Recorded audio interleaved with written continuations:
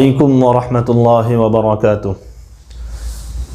রাসূল খুদা সাল্লাল্লাহু আলাইহি ওয়াসাল্লামের কাছে এক সাহাবী এসে আরজ করলেন, ইয়া রাসূলুল্লাহ, আমি যখন আল্লাহর দরবারে হাত উত্তোলন করি, যখন আল্লাহর কাছে প্রার্থনা করি, তখন আল্লাহর কাছে কি চাইব? আল্লাহ রাসূল সাল্লাল্লাহু আলাইহি ওয়াসাল্লাম সাহাবীকে বললেন, তুমি আল্লাহর কাছে যখন প্রার্থনা করো তখন তুমি এই দোয়াটা পড়তে পারো। দোয়াটা হলো এই, আল্লাহুম্মা গফিরলি ওয়ারহামনি ওয়াআফিনি ওয়ারযুকনি।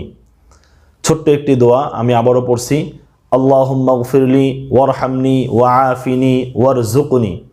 দোয়াটির অর্থ অত্যন্ত চমৎকার, যেটা আমাদের দুনিয়া এবং আখেরাত উভয় জাহানের জন্যই যথেষ্ট হবে বলে আমি মনে করি।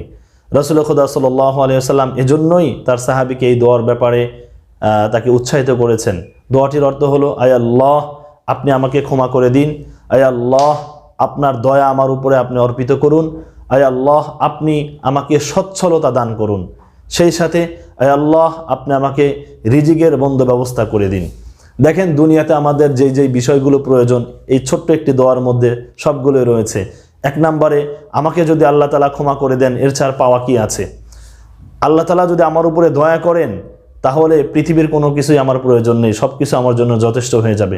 সেই সাথে আল্লাহ যদি আমাকে সচ্ছলতা দান করেন, তাহলে আমি জীবনযাপন করার জন্য যা যা প্রয়োজন আমার জন্য এটা হয়ে যাবে, আলহামদুলিল্লাহ। সেই সাথে আল্লাহ তাআলা যদি আমাকে রিজিক বৃদ্ধি করে দেন, আমি অল্প রিজিকের মধ্যে যদি বরকত পাই, তাহলে আমি খুব সুন্দরভাবে আমি জীবনযাপন করতে পারবো।